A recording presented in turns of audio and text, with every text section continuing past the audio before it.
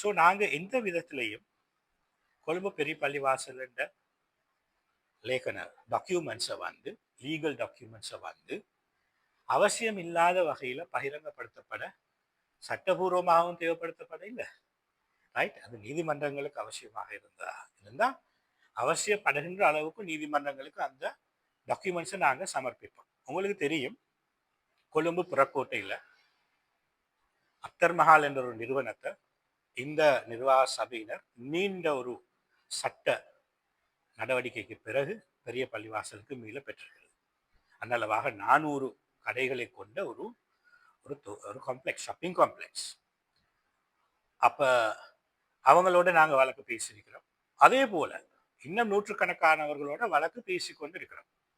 உங்களுக்கு தெரியும், ஒரு வழக்கு பேசுற நேரத்துல சில டாக்குமெண்ட்ஸை டீட்ஸை வந்து நாங்கள் அவங்களுக்கு அப்படி தூக்கி கொடுக்கறது இல்லை. போலீஸ்ல கம்ப்ளைண்ட் பண்ணி போட்டு என்ன சொல்லுவாங்க, உங்களோட டாக்குமெண்ட் எடுத்துட்டு வாங்கன்னு சொல்லுவாங்க. ஏன்னா அவங்களுக்கு அந்த டாக்குமெண்ட் தேவை. ரைட், இவங்கள்ட்ட ஏதாவது வீக்னஸ் இருந்தால் எங்களுக்கு அதை கேஸ்ல யூஸ் பண்ணிடுமான்னு பார்க்கறதுக்கு. அந்த வகையில தான் ஒரு குழுவினருக்கு கொழும்பு பெரிய பள்ளிவாசல் என்ற இந்த பிரமிசஸுக்குள்ள உரிமை கொண்டாடணும் என்று நினைக்கிறாங்க. அவங்களுக்கு தான் இந்த டாக்குமெண்ட்ஸ் தேவைப்படுது. உதாரணத்துக்கு நான் சொல்றேன், மாளிகாவத்தையில கொழும்பு பெரிய பள்ளிவாசல் காணி இருக்குது. மாளிகாவத்தை மையவாடியை ஒட்டிய காணிகள் இருக்குது. அதுல பெரும்பாலாக முஸ்லிம் குடும்பங்கள் வந்து சின்ன சின்ன வீடுகளை பலமோல் வத்தைங்கிற இடத்துல இருக்கிறாங்க. அதே போல அங்க பள்ளிவாசல் ஒன்று இருக்கு, பலமோல் வத்தை.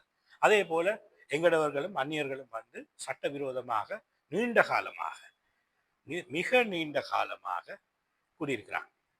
ஸோ அவங்களுக்கு, உங்களுக்கு தெரியும், இலங்கை நாட்டில் ஒரு சட்டம் இருக்குது, 10 வருஷத்துக்கு மேல யாராவது குடி கொண்டிருந்தா அவங்களுக்கு உரிமை கொண்டாடலாம். பிரிஸ்கிரிப்ஷன் லோ, காலவரோதி நீதி. அவங்களுக்கு தேவைப்படுது என்ன என்று சொன்னா சில ஆவணங்கள். அவங்க அங்க தொடர்ந்து ஏன்னா முழு மாளிகாவத்தை மையவாடிக்குரிய காணியை நாங்க முழுக்க அளவீடு செய்த சர்வே பண்ணினோம். அதே போல தற்போது மாளிகாவத்தையில இருக்கிற ஏனைய காணிகளும் முழுமையாக சர்வே பண்ணப்பட்டிருக்கு. ஏன் சர்வே பண்ணப்பட்டிருக்கிறது? அந்த வழக்கு தேவைகளுக்கா, அவங்களை வெளியேற்றதுக்கா. ஸோ இதை மையமாக கொண்டு இந்த நிர்வாகம் வந்து தொடர்ந்து சட்ட செயல்களில் ஈடுபட்டு கொண்டு இருக்குது. இப்ப நாங்க எங்கட சட்டபூர்வமான ஆவணங்களை வெளிநபர்களுக்கு கொடுக்கணும். அதை வெளிநபர்கள் மூலமாக பெற்றுக்கொள்றதுக்கு முயற்சி செய்கிற நபர்கள் வந்து அவங்களுக்கு சாதகமாக செய்யக்கூடிய ஆக்கள். நாங்க எந்த ஒரு கொழும்பு பெரிய பள்ளிவாசல் காணியையும் பூமியையும் சொத்தையும் வந்து சட்டபூர்வமற்ற விதத்துல ஏற்கனவே நீண்ட காலமாக கையப்படுத்தப்பட்டிருக்கிற சகல சொத்துக்களையும் மீள பெறுறதுக்கான சட்ட நடவடிக்கைகளை மேற்கொண்டிருக்கிறோம். அதுல மிகப்பெரிய ஒரு வெற்றி தான் அப்தர் மஹால் 400 கடைகளை கொண்ட அந்த ஷாப்பிங் காம்ப்ளெக்ஸ். அதை நாங்கள் மீள பெற்றிருக்கிறோம் பெரிய பள்ளிக்கு. இது போல சில ஆதனங்கள் இருந்தது மாளிகாவத்தையில, மூடி வச்சிருந்தாங்க. ஆனா யாரும் போய் அதை எடுக்கிறதுக்கு பயப்பட்ட நேரத்தில் நாங்க போய் அதுகளை கைப்பற்றி இருக்கிறோம், அதுகளை பெற்றுக்கொண்டு இருக்கிறோம் சட்டபூர்வமா. இதுக்கு எதிராக எனக்கு எதிராக தனிப்படவும் வந்து சட்ட செயல்கள் இருக்குது, போலீஸ் கம்ப்ளைண்ட்ஸ் இருக்குது, கேசஸ் இருக்குது, ஃபேக்ட்ஸ் ரிப்போர்ட் பண்ணியிருக்கிறாங்க. அதுக்கெல்லாம் நாங்கள் அஞ்சு நடக்க இல்லை. ஏனென்று சொன்னால் ரொம்ப பெரிய சட்டபூர்வமான சகல ஆதரவு யாராக இருந்தாலும், அது பாதாள உலகத்தை சேர்ந்தவங்களாக இருந்தாலும் சரி, டீமாக இருந்தாலும் சரி, அது அந்நியவர்களாக இருந்தாலும் சரி, அரசியல்வாதியாக இருந்தாலும் சரி, பெரிய பணக்காரர்களாக இருந்தாலும் சரி, செல்வந்தராக, நாங்கள் யாருக்குமே வந்து பின்னின்று செயற்பட இல்லை. இந்த விசேஷ நிர்வாக சபை வந்து நியமிக்கப்பட்டதுல நோக்கங்கள் இருக்குது. அதுல பலவற்றை வந்து நாங்க சாத்தியப்படுத்தி இருக்கிறோம். இன்னும் பல வழக்குகள் சென்று கொண்டிருக்கிறது. ஸோ இந்த குறுக்கு வழியில கொழும்பு பெரிய பள்ளிவாசல் சட்டபூர்வமான ஆவணங்களை பெற்றுக்கொள்ள நினைக்கிறார்களுக்கு நாங்க சொல்றது அதுக்கு சாத்தியம் இல்லை. அதே நேரம் மிக தெளிவா நான் சொல்லலாம், கொழும்பு பெரிய பள்ளிவாசல், அதே போல மாளிகாவத்தை மையவாடி, அதே போல கொழும்பு பள்ளிவாசலுக்கு இருக்கிற அனைத்து ஆவணங்கள் சொத்துக்களுக்கும் சட்டபூர்வமான ஆவணங்கள் எங்கள்கிட்ட இருக்குது. நாங்க அந்த சட்ட செயற்பாட்டில் வந்து அவற்றை மீள பெற்றுக்கொள்றதுல மட்டும்தான் நாங்கள் அதை பயன்படுத்துவோம். தனிநபர்களுக்கு நாங்கள் அதை கொடுக்க மாட்டோம். ஏனென்று சொன்னா அதுக்கு காரணம் இருக்குது. இந்த கொழும்பு பெரிய பள்ளிவாசல், குறிப்பா இந்த பள்ளிவாசல் அமைஞ்சிருக்கிற இந்த காணிக்குள்ளேயும் உரிமை கொண்டாடுற சில தனிநபர்கள் இருக்கிறாங்க. அவங்களுக்கு தேவையா இருக்குது இந்த டாக்குமெண்ட். இதை வந்து அவங்க அதை பெற்றுக்கொள்றதுல ஃபெயில் ஆகினதுனால இந்த சமூக ஊடகங்களின் ஊடாக கொழும்பு பெரிய பள்ளிவாசலுக்கு சட்டபூர்வமான ஆவணங்கள் இல்லை, அவங்களோட நிர்மாணங்கள் சட்டவிரோதமானது என்று சொல்லி ஒரு ஒரு அந்நியர் சொல்லக்கூடிய விஷயங்களை எம்மவர் ஒருத்தர் பகிரங்கப்படுத்துறார். அது பின்னோக்கம் கொண்டது, உள்நோக்கம் கொண்டது, அல்டீரியர் மோட்டிவ். இதை தெளிவுபடுத்துறதுக்கு தான் நாங்கள் இன்றைக்கு இந்த சந்தர்ப்பத்தில் உங்களோட இந்த ஊடக சந்திப்பில் சந்திச்சு கொண்டு இருக்கிறோம். அதையும் நீங்க ஒரு மையத்தில் கொள்ளணும்.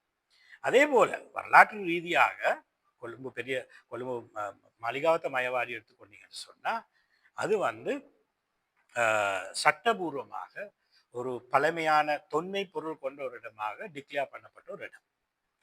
பெரிய பள்ளிவாசலும் அப்படித்தான். இங்கேயும் ஒரு ஜியாரம் அடங்கப்பட்டிருக்குது. இந்த பள்ளிவாசலுக்குன்ற ஒரு கல்ச்சர் இருக்குது, ஒரு வழிமுறை நடைமுறை இருக்குது வரலாற்று ரீதியாக. அது இந்த மஹல்லா வாசிகள் அதே போல பெரிய பள்ளிவாசலினூடாக பிறை பார்க்கறது உட்பட எங்கட பள்ளிவாசலுக்கு ஒரு சில அனுஷ்டானங்கள் இருக்குது. அது வந்து வரலாற்று ரீதியாக வந்தது, இலங்கை பாராளுமன்றத்தினால சட்டபூர்வமாக்கப்பட்டது. ஸோ இது ஒரு கூட்டிணைக்கப்பட்ட ஒரு பள்ளிவாசல், இது ஒரு சட்டம். கலாம்பு கிராண்ட் மாஸ்க்குங்கிறது ஒரு லோ. அதுக்கு உட்பட்டுத்தான் எங்களுக்கு செயற்படலாம். விரும்பினோரால் வந்து நிர்வாகத்தை கைப்பற்றவோ நிர்வாகியா வரவோ அப்படியே இல்லாது, ரைட்?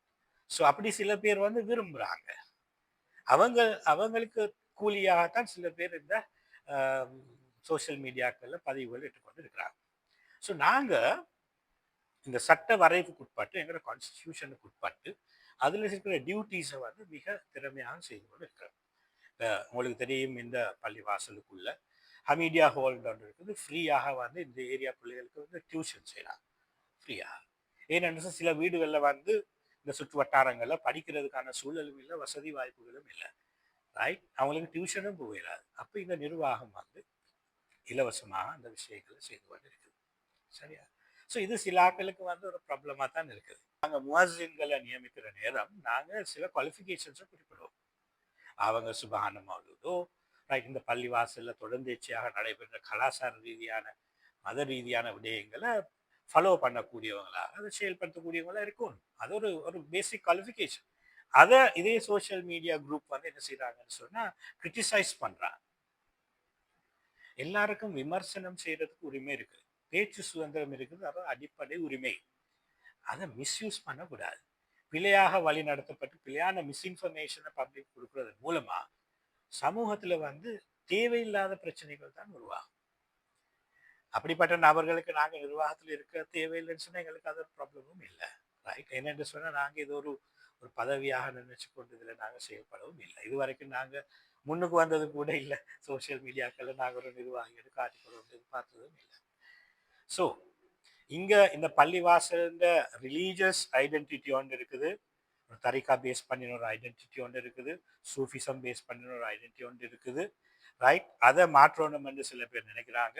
அவங்களுக்கு இங்க ஒரு ஜியாரம் இருக்கிறது பிரச்சனையா இருக்கலாம், ரைட்? அதே போல அவங்களுக்கும் நிர்வாகம் செய்யணும், இவைகள் இல்லாமலுக்கு நிர்வாகம் செய்யணும் என்று அவங்க எதிர்பார்க்கலாம். அதுக்கு இந்த இடம் கிடையாது என்றால் இது வந்து ஒரு சட்டத்தால் உருவாக்கப்பட்ட ஒரு பள்ளிவாசல். அந்த அந்தஸ்துல இருந்து அவங்களுக்கு அதுகளை செய்யவே இயலாது.